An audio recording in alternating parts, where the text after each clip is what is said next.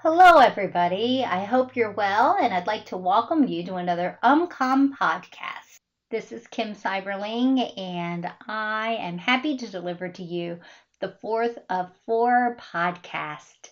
Today, we're going to talk about connecting new people to the church. If you are thinking in your head, wow, this is something I really need to start talking about how to connect new people to my congregation, congratulations, because this means you have done a lot of work and your church has been very diligent in some of the previous steps that we've talked about to have new people you want to integrate. So, there are four stages I think church members go through. These are not scientific stages. They didn't come out of any book or anything like that. These are just kind of, as a pastor, how I see people becoming more entrenched into the life of the church. We start off as guests. So guests are people, they don't know other people in the church. They don't know the routines of your church. They are pretty much new. People go from guests to being regular attenders, and this is they're attending every Sunday. They have a favorite place maybe in the church that they need to sit. They're thinking about maybe starting to let their kid go to the nursery if at first they didn't want their child going to the nursery. They're thinking about maybe taking a Sunday school class or writing a prayer request on a card, but they have been coming with you. They know you're a little bit about the life of your church. So they know what time your service starts, what to expect during an average service. They know what kind of sermon your pastor is going to preach. They know what kind of music they're going to hear. They're maybe seeing some familiar faces week to week. Maybe they've learned a couple names. But these people who are regular attenders are not yet full-fledged members of the church.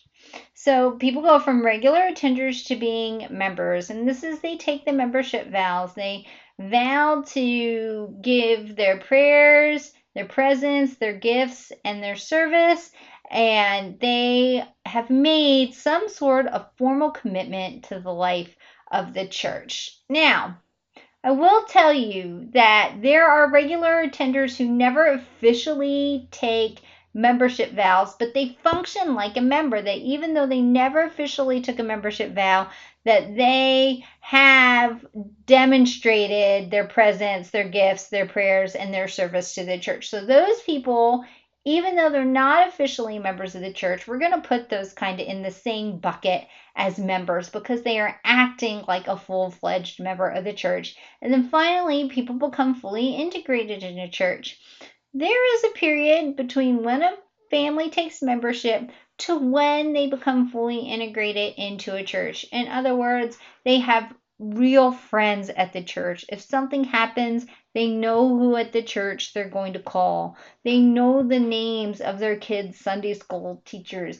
They know the ins and the outs and the idiosyncrasies and the rules of that church, even though they may not be written down for anyone. So these are people who are fully immersed in the culture and the idiosyncrasies and the quirkiness and the good and the bad of your church.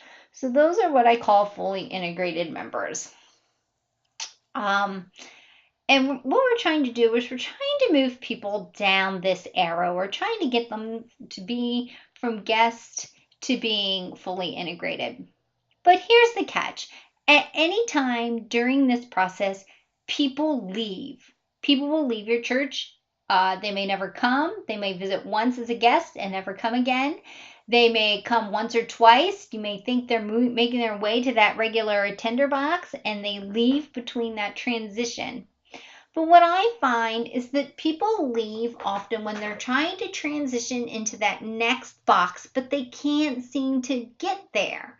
there's a barrier in their way from getting from being a guest to a regular attender, or from going to being a regular attender to a member, or jumping from member to a fully integrated member of your church. And I find those transition times really are key exit times when people will leave a church.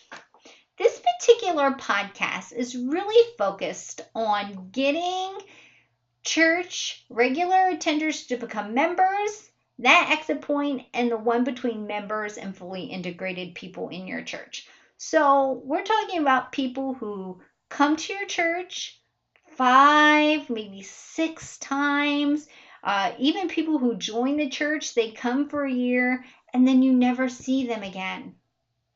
And you wonder what has happened, what has gone wrong. And I wanted to talk to you today about some things that are common that go wrong, and some things that we can do to prevent the exodus at those key moments. First, let's talk about the transition between regular attender and members. If you remember, regular attenders are those who are coming maybe just to Sunday worship service, but they haven't really committed to the church. They're kind of in that let's wait and see what happens here place in the relationship. And a lot of time, regular attenders are waiting for a sign from the church that it is time to become a member. And this is what people need to be ready to make that next step. New people need access to information. Okay, so before I sign on the dotted line, before I say, yes, this is the place where I want to go to church, this is the place where I want my kids to grow up and go to church, people need information. What is here for me? What is here for my kids? What are my expectations if I do become a member? What will be expected of me? So people need access to all kinds of information.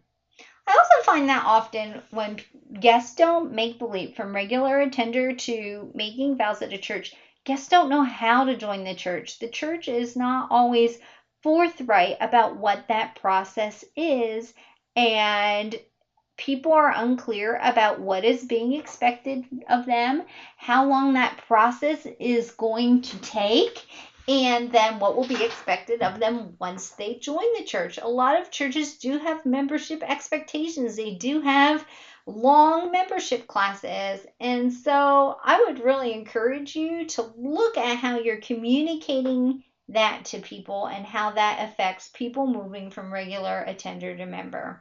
And then once they do join, I would suggest you keep a close eye on your regular attenders and on your new members. Things can happen as people start getting more integrated in the church. Maybe they go to a Bible study and someone says something totally innocent, but we know that those two, the new member and that person in that Bible study, may not naturally gel or mesh. Or they're starting to take their kids to Sunday school. We need to have a conversation with that parent and make sure that parent is happy with that child's Sunday school experience. If that child, every time they get done at Sunday school, comes home crying, your parents are not going to return to your church. That's just the long and short of it. So we need to keep really good eyes on people who are transitioning or have transitioned in those early couple of years, because it can be really hard to integrate to a new community. Next, I want to talk about the transition from being a member to being fully integrated into the church. I've met a lot of people that join a new church, and it can be very, very difficult. Because when you're talking about fully becoming integrated in a church, we're talking about exact fits, like two pieces of a puzzle. And I have found that when people join a new church, especially people who have moved from out of town, They are looking for relationships. And a lot of our churches in the United Methodist Church have not experienced big growth booms. And so here is the problem. Some of the people in our church have been there for 40, 50, 30, 20 years.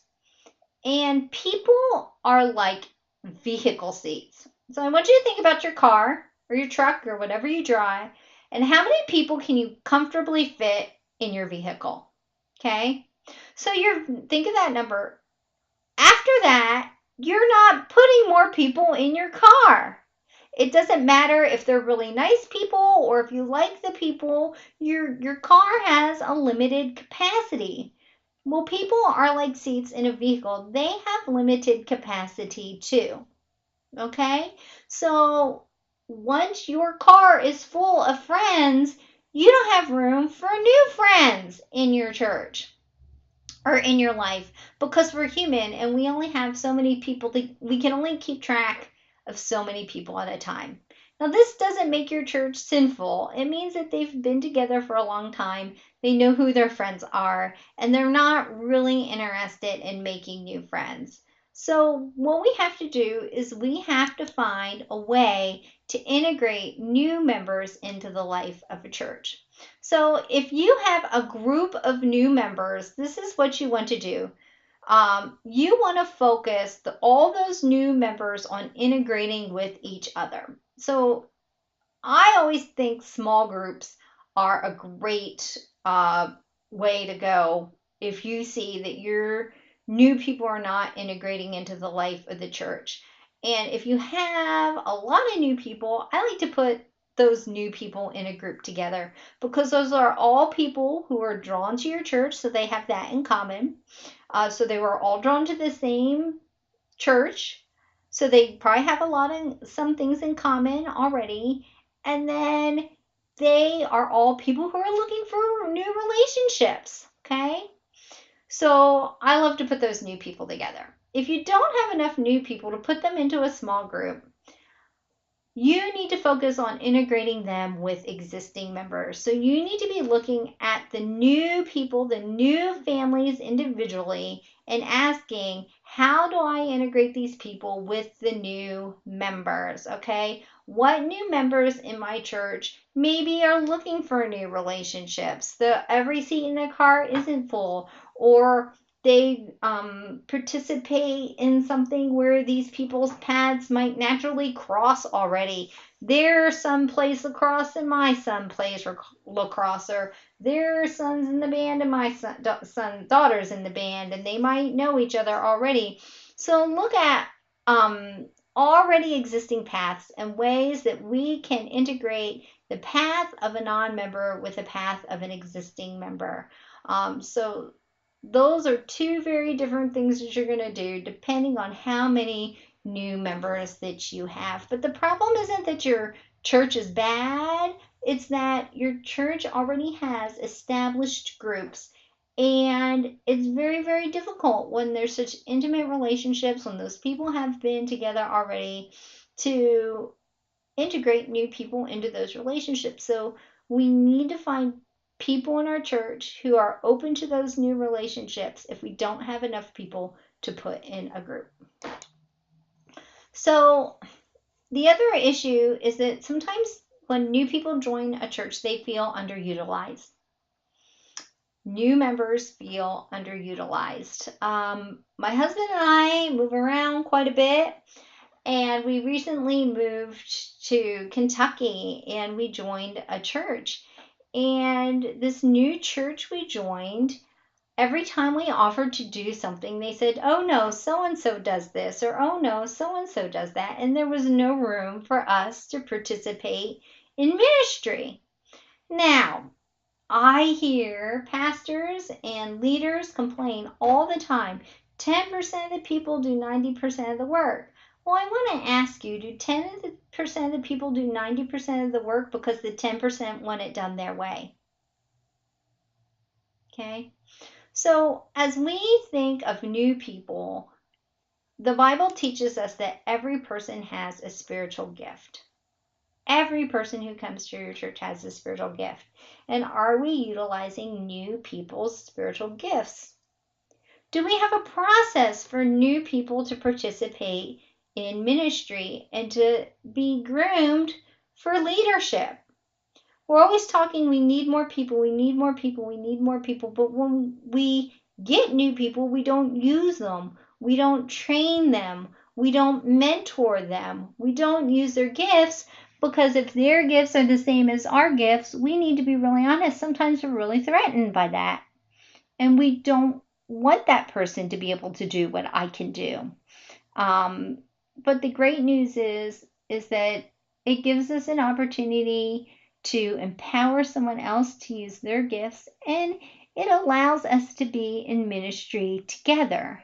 If you look at who runs your PowerPoints in your church, if it's always the same people, begin to look around and ask who that is new amongst us might be interested in coming to the booth and hanging out with the people in the sound booth. Most sound booths at most churches I have been at, it's fairly relatively easy to train people. This is great. A lot of people don't want to be in front of people as liturgists. They don't want to work with the kids, but they will sit at the back of the sound booth and push buttons. And we don't want to give up our nice cushy job in the sound booth to someone we don't know. Well, the reality is that that's not really particularly biblical. And when people see that happen, when that happens over and over and over again, people will leave the church and they will go to a church where they can push the buttons at that church. They will go to a church that values what they bring to the table. None of us like to be devalued. None of us like to be treated like we're not as good as the people who are already here. And when we tell people no, you can't use your gifts, there's already people here who are using their gifts and you're not needed, people will not stay at that church. They just won't, because nobody likes to be devalued. Just remember, Jesus told us before he left this earth to go make disciples of Jesus Christ for the transformation of the world. This doesn't mean just get them to come to your church. When they come to your church, growing them in their spiritual gifts and in their spiritual maturity, perhaps even to leadership in the church, is part of the mission of the church. I think sometimes as leaders and pastors in the church, we think once they join the church, our job is done. But that's not true. Once they come to our church, our job is not done. Our job is just beginning.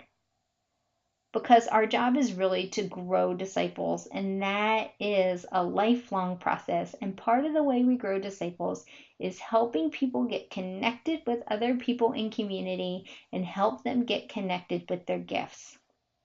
If you're not doing those two things, if you don't have a process to do those two things, I really encourage you to look at how you can formalize some sort of process to integrate new people into the life of your church and to integrate new people into the ministry of your church. I think if you do those two things, people are less likely to leave and they are more likely to become long-term dedicated members of your church. Thank you so much for listening to this podcast. I encourage you, if you have not done so, to listen to all 4 of the podcasts because they do go hand in hand, and I hope they were helpful to you. Have a great day and be blessed with the ministry of Jesus Christ.